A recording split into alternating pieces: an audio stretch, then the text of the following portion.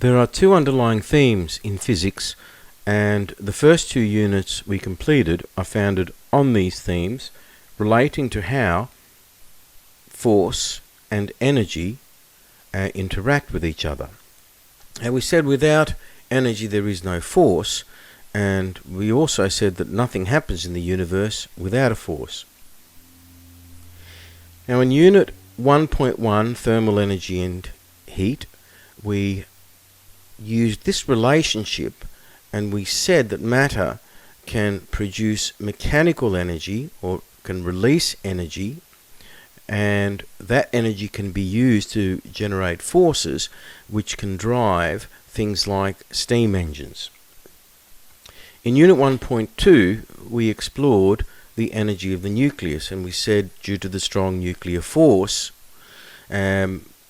a very, very small amount of mass can produce a lot of work or energy, and this can be converted to some type of mechanical work, for example, to drive electrical generators and even to power spaceships. We're now going to focus on a more familiar, closer to home energy, and that is electricity, which powers our homes and our cities. Now, this topic will introduce you to electricity as a special form of the energy produced by one of the fundamental forces, that is the electromagnetic force, which we previously identified when we looked at the nucleus, and we said that the electromagnetic force plays a role in overcoming the strong nuclear force at a particular range to produce alpha, beta and gamma radiation. Now, this should not be new. You should have seen this relationship or worked with some electricity in early secondary years. So one example of this is Ohm's law.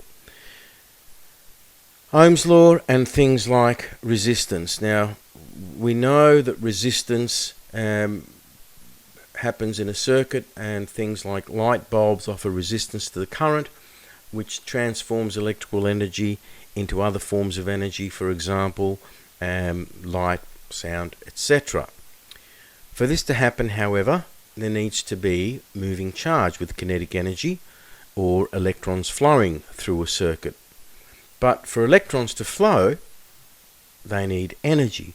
Now this energy comes from the potential difference or the voltage. And we're going to explore these in the context of the circuit diagram or the electrical circuit, and again you should have had some experience with this in the past. Now we're going to focus on developing a deep understanding of the force and energy relationships between things like electrical current, voltage or potential difference, and of course resistance. This video lesson won't cover all of these learning goals, but will focus on firstly identifying that electric charge can either be positive or negative and where they come from, looking at the law of conservation of electric charge. Matter can be charged by either removing or adding electrons, but it also has to obey a particular law, so charge has to be conserved.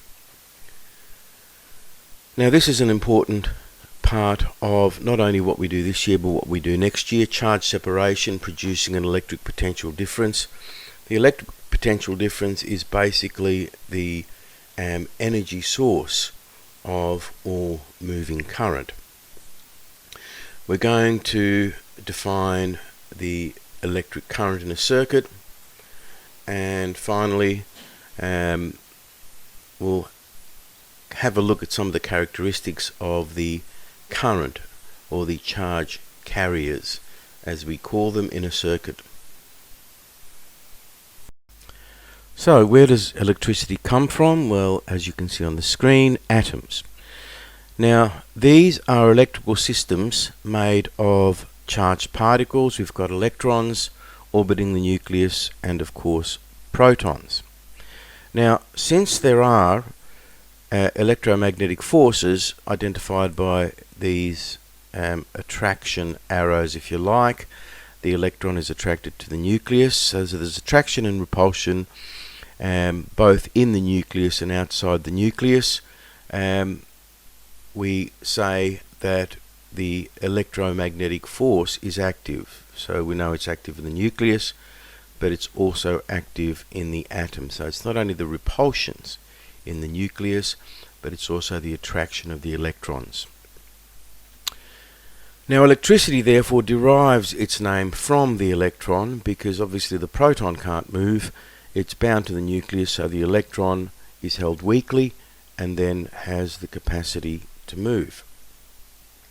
Now, when we consider any atoms, we say that an atom is neutral. You can see 3 protons, 3 electrons. We call this a neutral atom. So the charge is balanced, and we say it has no excess charge. But if we can remove some of the electrons, we're not going to remove the protons. It will leave the atom either with a net positive or negative charge. So in this particular case, the total energy or the total charge is 0, which represents a neutral atom. So here we have 2 objects that are not conductors of charge, but are insulators, so it means they are made up of charge, but the charge can't move through them, but they can certainly be charged, and we call that charge static charge.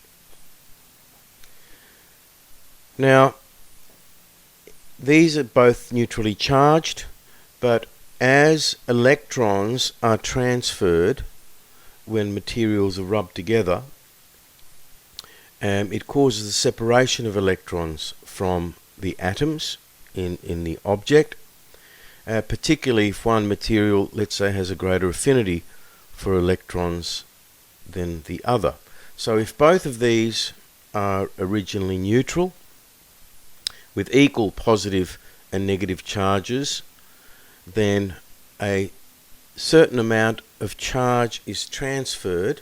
So in this particular case, some negative charges are transferred to the amber, meaning the cloth actually loses electrons. And if we add up the leftover charge on the cloth, what we can see is that we've got now a total of 3 positive, and we've got 1 negative left. That's this one here. And as a consequence, we say the cloth now has become a positively charged object with a net charge of positive 2. If we add up the charges on the amber, so what we've got here is we've got 1, 2, 3, 4 negative, we can say that it has a net charge of negative 2. So the cloth becomes positively charged with a net charge of positive 2, and the amber becomes negatively charged with a net charge of negative 2. Now, what this is called is charge separation, and this is the beginning of how charge can be separated in something like a battery, which then provides the energy for moving charge in a conductor. So we will come back to this. This is an important concept also for some Year 12 work. So one application of charging an object, so this object has been charged by removing electrons from it. So it has lost 1, 2, 3, 4, 5 electrons, leaving it with a net charge of positive 5. Now, if we bring, let's say, a small piece of paper close enough to this object, and if it has enough charge, it has the capacity, as a neutral object, has no net charge, but it has the capacity to cause the electrons within those atoms to be pulled away or further away from the nucleus, and as a consequence it can also pull the paper towards the positively charged object. Now we can see this if we take something like a plastic rod and we rub it, we cut a little piece of paper, and we know that the rod will attract the paper will stick to the rod. Now the same can be said for the nuclei in those atoms that make up the paper. They are pushed towards the right of the paper. If we have a negative object, you can see here the nuclei are pulled towards this end of the charged object. The electrons are pushed away by the same principle. Now what that effectively does is it produces what we term a polarized neutral piece of matter. Has a positive pole because all the positive charges have been pulled towards the negative part in this case, and the negative charges are pushed away. So this is actually referred to as polarizing. And as a consequence, the paper is pulled towards the negative pole or is attracted. Now this effect, if we were to take, let's say, one of the atoms in here and we were to explore it, this effect would mean that in this particular case an electron would be pulled towards this end of the rod. So instead of having a nice circular orbit, what we have is an elongated orbit, which means that the electron spends most of its time here and less of its time here, and obviously the nucleus is pushed away. Now this is called a dipole atom, and some molecules are also affected in this way, and they form dipoles, like for example a water molecule. So now that we have an understanding of the charging of matter, we need to be able to quantify, in other words, how much charge does it occur? Well, that depends on the number of electrons that are removed or added to that matter. So when we rub objects, we said that it's the electrons that are removed from one and go to the other that produces two charged objects that are opposite. So Q here we call the total charge. Now this can be negative or positive depending on what it leaves the object with, whether the object has lost electrons or gained electrons. And of course N is the number of electrons lost or gained.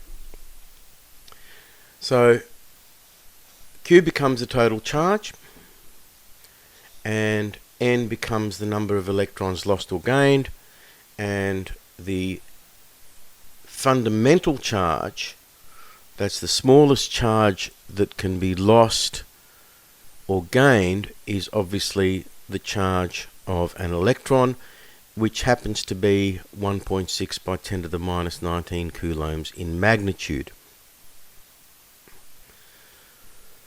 So if we have two objects that both start off as neutral, A and B, we say that two electrons are transferred to B during the rubbing process because of friction, and one of these objects has a greater affinity for electrons than the other. And when we separate those two objects, this has a net positive charge because it's lost two electrons.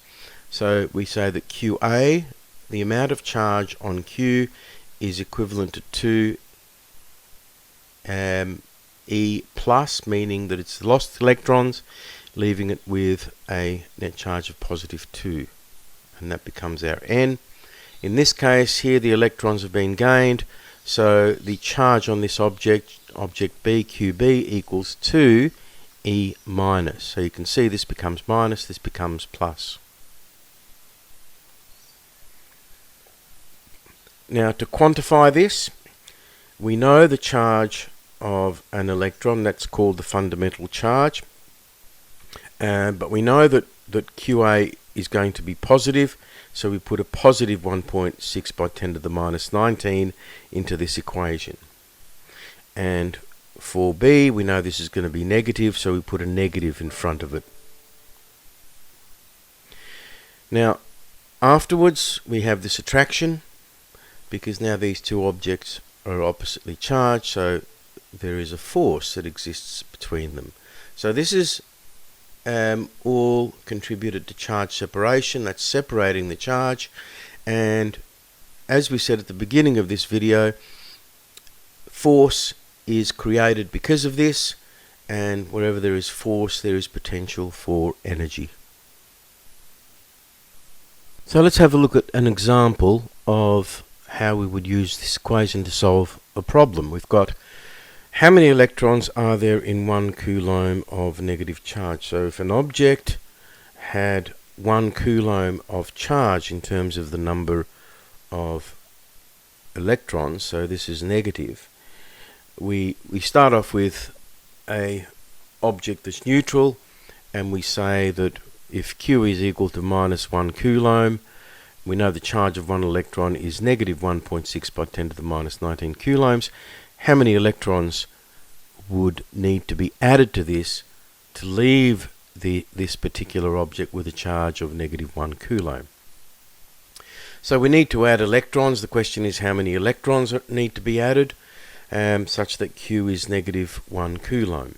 Now, if we use our equation, Q equals NE, we want to find N. N is the unknown. So we can work out, we know what Q is because Q, we're told, is negative 1 coulomb, and we also know the charge of an electron. So putting those values in, we have negative 1 coulomb because Q is equal to negative 1C. We have the charge of 1 electron is negative 1.6 by 10 to the minus 19.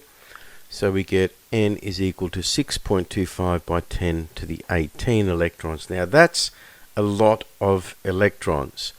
In previous examples we were only working with 1 or 2 electrons, but to actually add enough electrons to an object to give it a 1 coulomb charge, which is the fundamental unit of charge. So it's the unit of charge, if you like, the coulomb, the standard international unit. That's how many electrons we would need to add.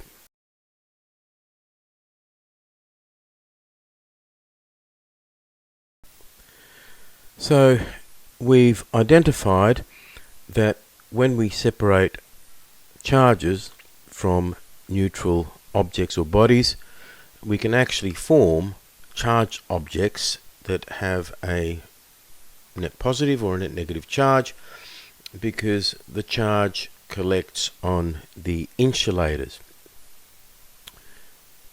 So insulator materials hold charges strongly, and we call this static charge. Now with conductors, on the other hand, what we have is moving charge, because the electrons are held loosely, and as a consequence a little bit of force causes the movement of these electrons. So it is the force that causes the movement, which gives them kinetic energy.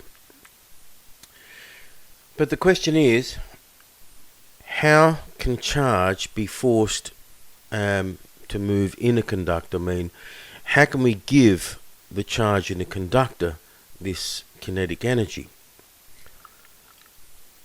Now we know that the force of gravity on any mass in a gravitational field has the potential or has potential energy, and if the object is raised and dropped above the Earth, this potential energy can be converted to kinetic energy. So as you drop the object, it starts to speed up, its kinetic energy increases. So it's the force that's producing this kinetic energy. Well, it's very similar with electrical conductors. If we can create this force field within the conductor, so here we have a conductor, so it's like thinking about these charges falling from a high potential energy to a low potential energy. So it's like they're falling to the right because the field is, or the force is in that direction. So it's pushing these to the right. And that's how we actually give the charge kinetic energy. And that's what a battery does. A battery sets up this potential energy difference and forces electrons to move through the conductor. So to set up this electric potential energy field, or force field if you like, within a conductor, we start by charge separation, and what we do is we separate the charges from each conductor, we put them apart, and the charge now is static. Now these are actual, could be something like metal objects which conduct charge. Now the charge is still static because it can't escape without, let's say, providing a medium where it can move through. So this object has a net positive charge, and as a consequence we say that because it's more positive it has a high potential energy, and this object here is a low potential energy because it has less positive or more negative charge. Now, if we put a conductor between these two, so at this point we know the charge is static, but if we put a conductor between these two, then we provide a pathway for the charge to flow. So this conducting path will do one of two things. It will force positive charge to the right because the charge is moving from high to low potential, or it will force the negative charge to the left. Now we know positive charge can't move in a conductor. We know it's the electrons because they're held more loosely. So we say that in this particular case, electrons are moving from this low potential energy to high potential energy. If the positive charge could move, it would move from high to low. Here we have a potential energy difference. We call that a potential difference, and that's what represents the energy source in an electrical circuit. The unit of that is the volt, and it's something that we're all familiar with, the voltage in a circuit. Now, the charge that's moving within the conductor, which is the pathway joining the two different potential energies, is called the current, of course. We know that. We can either have conventional current, which means positive charges moving to the right from high to low potential, or we can have electron flow, which is the electrons flowing from low to high potential. Now the charge will keep flowing until all of the electrons have been exhausted and the potential difference becomes zero. At that point, the battery will need to be recharged, or a new potential difference in the form of a battery will need to be provided.